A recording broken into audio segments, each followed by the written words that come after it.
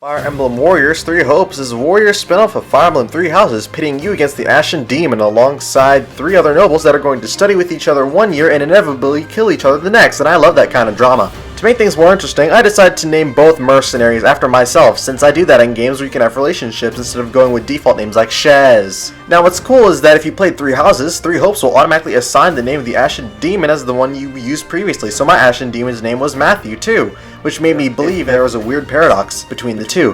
Which one's the real me? I won't talk too much about the story since some of you may not have played either game, so I'll introduce the characters I recruited alongside the Black Eagle characters in a single sentence. She is justified. He is annoying. He's super lazy. He's smooth-brained. She's a coward. She hates nobles, except for... she's a hostage. She's thirsty for... tea. Yeah, tea. She's older than Yuritsa. He's actually nice. He's quite artistic. She's female Huber. She loves animals. He's a mama's boy. He's a gambling addict. She's my pick for best girl. She's a drunk. Death personified, but loves his sister Mercedes. Wait, are they actually siblings?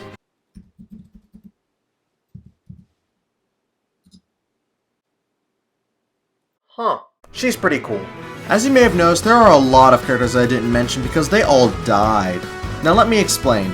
I play Fire Emblem games on casual because I play the game for the story and not the difficulty. So when I say a character died, I mean I literally killed them, and although most of them I haven't associated with, seeing characters like Dimitri bring characters like Ingrid, who I couldn't recruit, didn't hit as hard because I didn't have a choice. But then in the same cutscene he brought up Ash, and that broke me. Most games just skip over characters that die, but there was a conscious decision to state that yes, he died, and I killed him. I could have saved him, but I didn't. The worst one was when I tried to recruit Leone, and when I initiated the strategy it failed because I killed Gerald in the previous chapter, locking me out of more chapters I realized later on, and I watched her slowly die from poison, and I couldn't help her. This game was really good at making me feel the weight of my decisions. I could either use the strategy points to make my offensive stronger, or use a large amount of them to go out of my way to save a character. Like, I legitimately never used Yuritsa, and I went on my way just to bring him out onto the battlefield where the enemies were twice his level just to save Mercedes. I was inconvenienced, sure, but I saved a life. And even though I never used Mercedes, I was just glad she was alive. Now let's talk about the combat, because boy is it slow until you reach around the middle of the game. You basically run around clearing objectives, defeating commanders, capturing bosses, escorting in or protecting allies, or all of the above in some chapters' cases. Over time you get better classes and skills for your units, and once you get to the point where you can use Master Seals is where I believe the game actually begins to be like a Warriors game, instead of it being some knockoff title that just so happened to getting the rights to the Fire Emblem IP. Now the part that everyone was probably waiting for, relationship building. Now happiness is pretty important in this game, as a happier unit is a more damaging unit. And you can increase their happiness by giving them gifts, doing chores around the camp, having the tea party equivalent from 3 houses called expeditions, where you take one unit into a few locations and learn more about them, and once you get the perfect conversation you can emphasis on respectfully admire their characters, which made me feel kinda dirty while reading what Dorothy and Manuela were saying when you look at them, which makes me believe I'm literally on my hands and knees admiring their body up close. Speaking of Manuela, I never used her in the game at all, and yet somehow managed to get A rank after inviting her on an expedition just once. Now A rank in this game turned from just sweet to a mechanic to where you basically just get a new ability, because once you reach a certain part of the story, you remember you have a special whistle that you can give to your favorite unit that you reach A rank with, and they'll give you their ability. Since I gave mine to Happy, she gave me an item that lets me use her Nether Side ability, which is funny, but I only really used it once before resorting back to my main ability for the rest of the game. After that, that's it.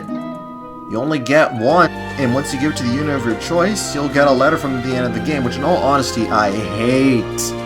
I know the main character has no interest in a relationship, but come on! You're telling me after all these characters have been through, like there isn't more? Like seriously, I was hoping that the Merc Whistle was gonna be like the ring in 3 Houses, where it locks in your relationship with the character, instead of a confession in person, it's just a letter! Like we could have gotten something like this!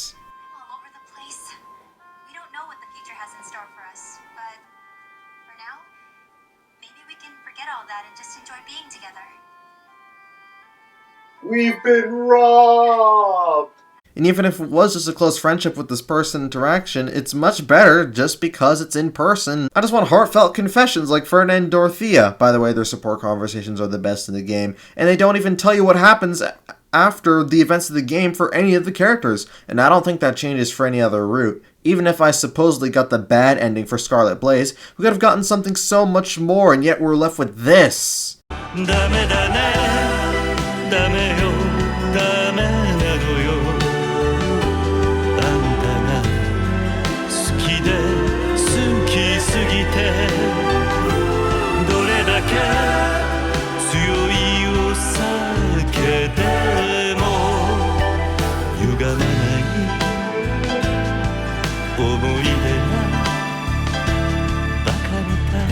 Maybe I'll complete the DLC for 3 Houses for the satisfaction of a relationship arc with Happy, but I've already reached S rank with Edelgard several times over, and it definitely will feel like cheating since she's literally fighting side by side with you at the end of 3 Houses well with me, despite how sweet the interaction is in the church route from what I've seen.